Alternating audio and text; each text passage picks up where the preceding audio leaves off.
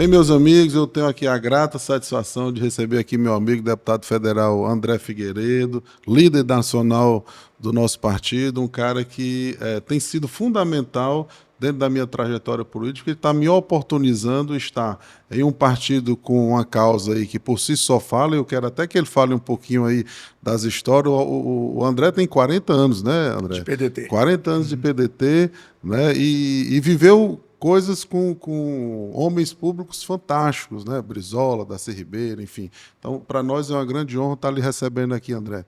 E aí queria só que você se apresentasse um pouquinho para quem não lhe conhece. Eu acho que não tem. Afinal de contas, você está como deputado federal desde 2005. 2005, exatamente. Estou no meu 2005 quinto mandato, teve um cá, intervalo. desde então, se Deus quiser, continuar durante muitos anos representando o nosso povo lá em Brasília. Obrigado, Alexandre. É um prazer muito grande a gente estar aqui nesse bate-papo aqui, Vozes do Horizonte, para que a gente possa, claro, não apenas se apresentar, mas, acima de tudo, mostrar que a política precisa de pessoas que sejam diferenciadas, né? Infelizmente, nós temos visto, a cada legislatura que passa, o nosso parlamento nacional, por exemplo, se degradando, né? A gente vê aí, digamos, um posicionamento por parte de parlamentares que nada dignificam a casa que é a mais democrática de toda, que é a Câmara dos Deputados. Todos que estão lá foram eleitos pelo voto popular e, como tal, deveriam respeitar a população que os elegeu, não ficar protagonizando empurrões, tapas, xingamentos. Né? A gente está lá para debater ideias. Evidentemente que ninguém concorda com tudo, não existe unanimidade no pensamento, mas nós precisamos, claro, fazer debates de alto nível. E eu digo isso porque, como você bem colocou no início, eu entrei no PDT quando eu tinha 17 anos. E entrei por quê? Porque via no Brizola, à época governador do Rio de Janeiro, tanto em exemplo de coragem, ele que sempre mostrou em toda a sua vida pública a coragem necessária para resistir a golpes, como foi na época da Rede da Legalidade no Rio Grande do Sul, em 1961, quando ele era governador do Rio Grande do Sul, né, quando ele impediu a renúncia do Jânio Quadros, um golpe militar que já queria se instalar no país por conta de uma rejeição ao vice-presidente João Goulart, e também a coragem necessária para implantar políticas que fossem revolucionárias para o Brasil. A educação em tempo integral começou no primeiro governo Brizola, efetivamente. Né? Nós temos aí o projeto do nosso grande companheiro, professor Darcy Ribeiro, né? Que hoje, depois de 40 anos, está sendo implementada no país e ainda de uma maneira muito tímida. O Brizola implantou, foram 513 CIEPs. Foi quem mais investiu em educação na gestão... Ele não tinha, de forma alguma, receio de investir em educação, porque ele sabia, e o Darcy Ribeiro dizia bem isso, estão falando que investir no CIEPs, que era o Centros Integrados de Educação Pública, é caro, daqui a 30 ou 40 anos vai faltar dinheiro para construir presídios. Né? E é isso que acontece. Né? É isso que acontece. Então, como foi colocado, o PDT é o herdeiro das ideias do Brizola, o herdeiro das ideias do trabalhismo que vem de Getúlio Vargas, que na década de 1930 conseguiu mudar uma política que era do café com leite, uma política focada basicamente numa agricultura ainda retrógrada, não é o agronegócio, não é uma agricultura familiar fortalecida, mas era uma política muito de coronelismo naquela época, e ele começou a industrialização no Brasil, criando empresas que posteriormente viraram ícones da nossa economia, como a Vale do Rio Doce, a Companhia Siderúrgica Nacional, a Petrobras, o BNDES, enfim. Ele era um visionário já há quase 100 anos atrás.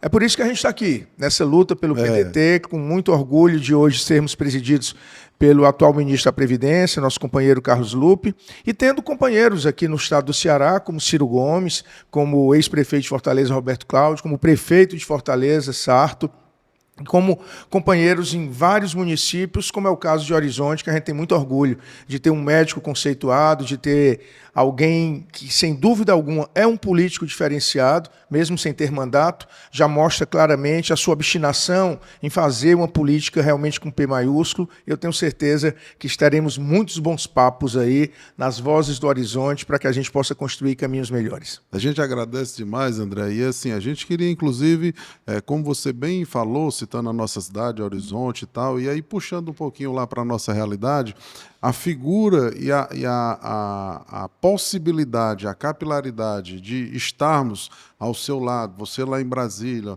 você foi advogado, economista, foi ministro das comunicações, enfim, tem um amplo, foi sindicalista, enfim, trabalhou não, foi presidente do centro acadêmico, enfim, é um cara que militou durante a vida inteira, apesar de ser economista, de ser advogado dentro do mundo da política e, graças a Deus, com muito sucesso. E isso lhe rende, além do seu conhecimento, da sua forma de encarar a política, de levar o bem, levar as oportunidades melhores para os seus parceiros, mas isso lhe dá também uma rede de capilaridade de amigos que poderão nos ajudar demais lá no município de Horizonte, se Deus quiser, a partir de 2025, porque tudo isso a gente vai poder extrair e colocar à disposição da nossa população. Então, assim, a gente frisa a importância de ter você como nosso representante lá em Brasília, a importância de que, através de você, a gente possa trazer muitas outras coisas que o município de Horizonte tanto precisa.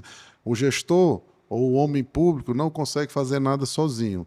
E é por isso que a sua figura e essa amizade e a rede que o PDT, não somente o PDT, mas tudo isso nos proporciona, fará uma grande diferença. Então, assim, a gente quer, inclusive, desde já lhe agradecer, mas teremos muito trabalho pela frente, entendeu?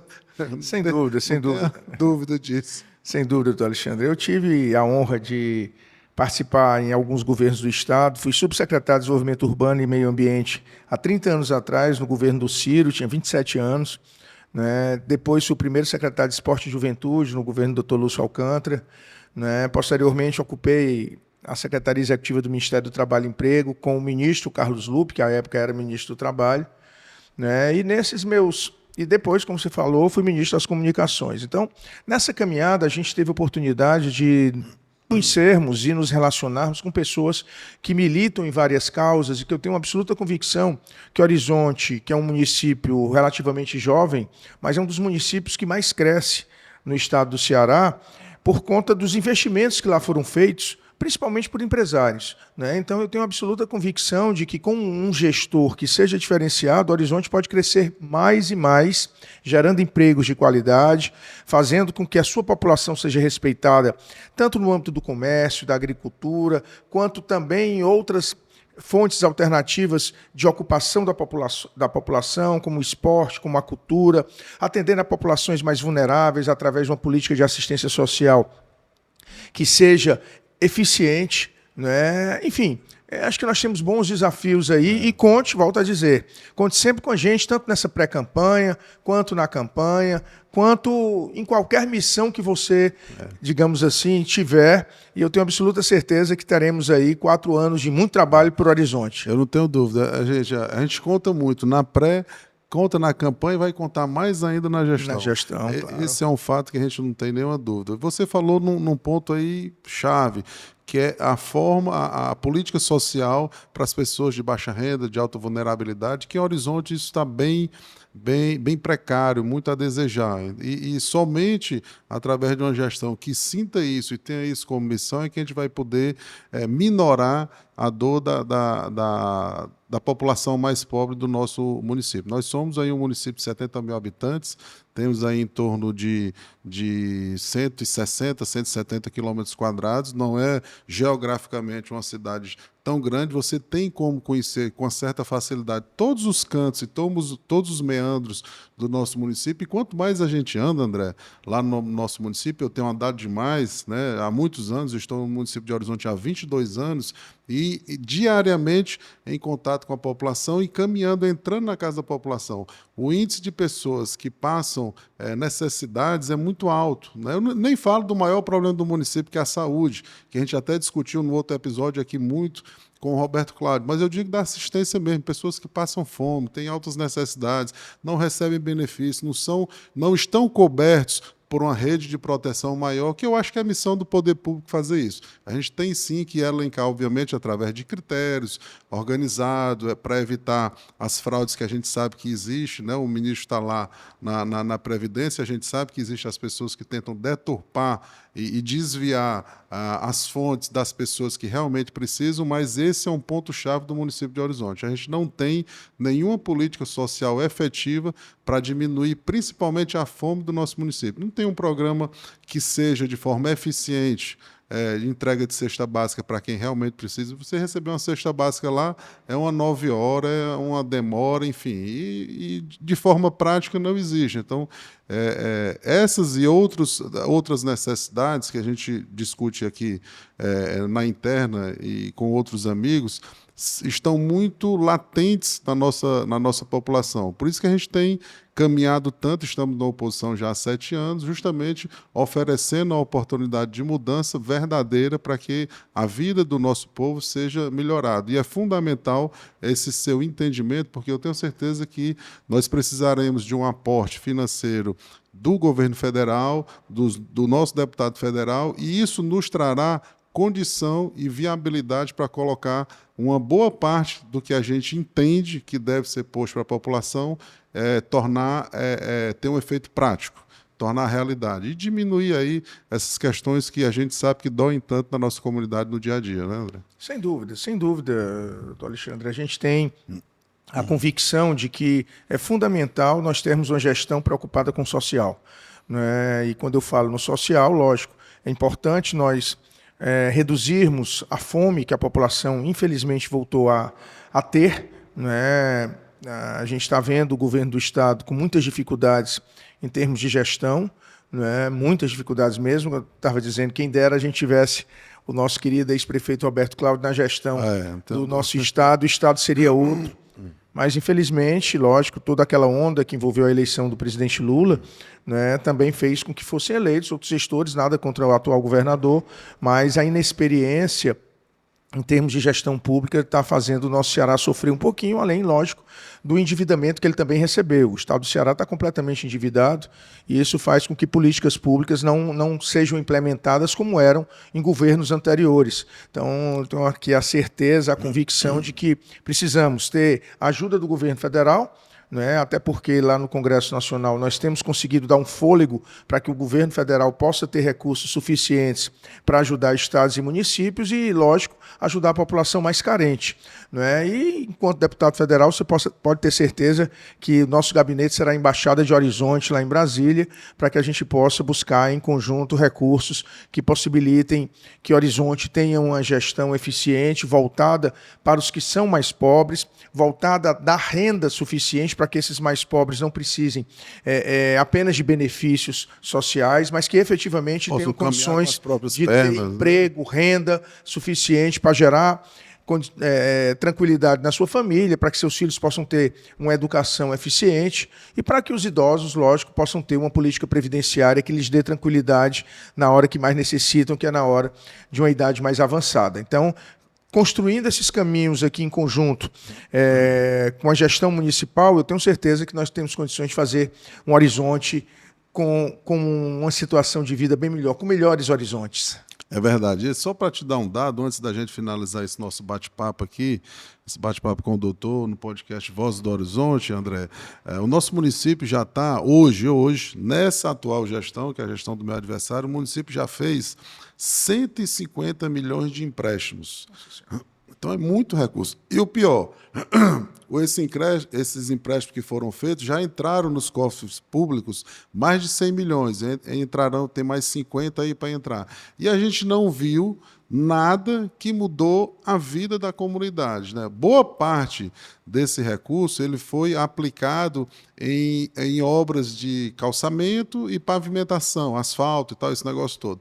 E qual foi o grave problema? Que aí é onde entra a história de você aplicar bem os recursos, né? esse por si só em ser empréstimo, depois de ter que pagar, tem as carências, os juros, enfim.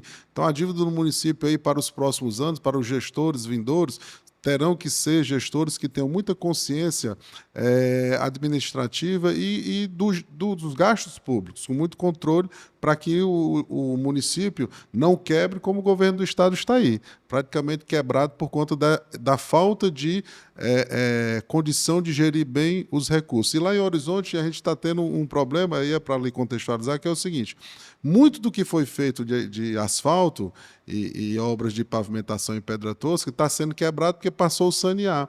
E o nosso gestor sabia que o sanear iria passar depois e mesmo assim resolveu fazer. Então a gente que caminha ali pelos bairros de Diadema, você vai ter o prazer de caminhar com a gente por todos esses bairros lá no período propício, o período apropriado, Diadema, Planalto, Lagoinha, Buenos Aires, o próprio centro, assim, totalmente quebrado, porque passou o asfalto e depois vem o sanear, e você sabe que a obra, o asfalto que a CAGES põe depois é de péssima qualidade. Então você acaba tendo que jogar praticamente essa dinheirama toda no lixo, né, pelo ralo, e depois vai ter que gastar novamente para adequar a mobilidade urbana do nosso município, que de fato está bem precária por conta disso, por falta de planejamento, fora o empréstimo que ainda terá que ser pago no futuro. Então, assim, a gente fica muito satisfeito e grato de estar conversando com você, porque são parceiros que têm uma cabeça completamente diferente desse tipo de ação. A gente tem que, você fazer um empréstimo para investir, você fazer um empréstimo para mudar a saúde do nosso município, você fazer um empréstimo para gerar energia solar renovável, para diminuir o gasto da máquina pública com energia elétrica, isso é uma visão. Outra coisa é você fazer empréstimo para passar um asfalto, 2 meses depois a CAGES vem, quebra tudo e passa lá uma gambiarra e fica tudo, inclusive gerando graves acidentes.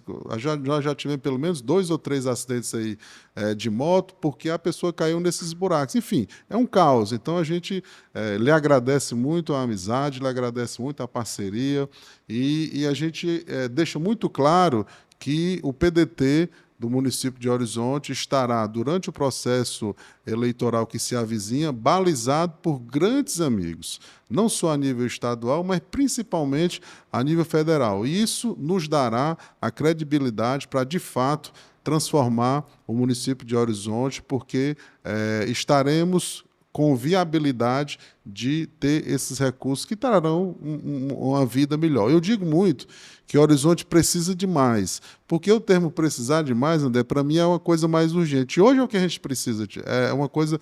Algumas pessoas falam em melhorar. Tudo pode ser melhor, né? Então, assim, melhor é uma coisa que não tem... Você não é muito... o fulano pode ser melhor, o João pode ser melhor. Isso não dá uma necessidade, de fato, do que está sendo para hoje. E Horizonte hoje está precisando. Melhor, todos poderemos ser na vida, em qualquer época que a gente possa estar. Mas Horizonte hoje precisa de muito mais. E é para isso que a gente conta com as amizades, conta com as parcerias e conta com um futuro transformador para a nossa cidade através dessas políticas. Então, eu quero aqui demais lhe agradecer pela oportunidade, por estar batendo esse papo aqui com a gente, né, que muitas pessoas irão escutar na nossa cidade e irá reverberar a força do deputado federal André Figueiredo, um homem que, por sua história, 40 anos, fazendo o bem para o nosso país, nos baliza muito para que Horizonte possa ter um futuro muito melhor do que o que tem hoje e com as necessidades reais resolvidas no curto prazo, que é esse o nosso desejo. Sem dúvida, doutor Alexandre. Essas suas palavras já demonstram claramente a sua visão, que é absolutamente idêntica à nossa, né? Nós não podemos ficar jogando dinheiro pelo ralo, né? Os recursos já são escassos e se a gente não tiver a preocupação de aplicar bem, vai faltar, como está faltando. Né? Então, essa sua visão mostra claramente que nós precisamos de gestores como você, nós precisamos de homens públicos que efetivamente possam lutar com toda a vontade, com todo o bem-querer que se tem aquele município, por uma vida melhor para todos os seus conterrâneos, por todos os seus, toda a população que um prefeito tem que administrar. Então, eu saio aqui desse primeiro bate-papo aqui no Vozes do Horizonte extremamente feliz de poder estar contactando, lógico, a toda a população do Horizonte e dizer, estaremos juntos nessa caminhada, estaremos juntos em muitas caminhadas para que a gente possa construir um caminho melhor para o Horizonte, para o Ceará, para o Brasil. É indispensável que a gente tenha sempre essa clareza, que através da experiência que a gente adquire na vida, você como um médico muito bem conceituado, evidentemente focando muito na saúde pública eficiente, que as pessoas não tenham que submeter a tantas humilhações para ser atendida, para ter o que tem de mais caro, que é a saúde, né? A gente pode sobreviver, às vezes, com um dinheirinho curto, às vezes com não tendo emprego, né? A gente pode sobreviver, mas sem saúde ninguém sobrevive. Então, verdade. É fundamental que a gente tenha uma política de saúde forte. Eu tenho certeza, você como médico fará com que a saúde de Horizonte realmente seja o ponto absolutamente prioritário. E conte com a gente nessa caminhada. Tenho certeza que novos horizontes surgirão para que a gente tenha um município tão importante na nossa região metropolitana, do nosso estado, sendo bem administrado. Com certeza, doutor Alexandre tem todas as condições para que faça uma campanha, uma pré-campanha, uma campanha que eleve o nível do debate, né? Que faça... Lógico. Com que o atual gestor também se preocupe em, ainda nessa atual gestão, fazer coisas que evidentemente melhorem a vida da população. E essa missão eu tenho certeza que você desempenhará muito bem. Conte sempre com a gente, estaremos juntos nessa luta nesse ano de 2024, mas acima de tudo, nos próximos anos, para que o Horizonte possa ter dias melhores. Se Deus quiser. Muitíssimo obrigado, né? Em mais um episódio aqui do Voz do Doutor, nesse bate-papo aqui, Voz do Horizonte, do bate-papo com o doutor. Enfim, a gente vai até complementar esse negócio. Perfeito. Um abraço, chefe. Obrigado aí. Muitíssimo obrigado pela presença, André. Obrigado, Alexandre.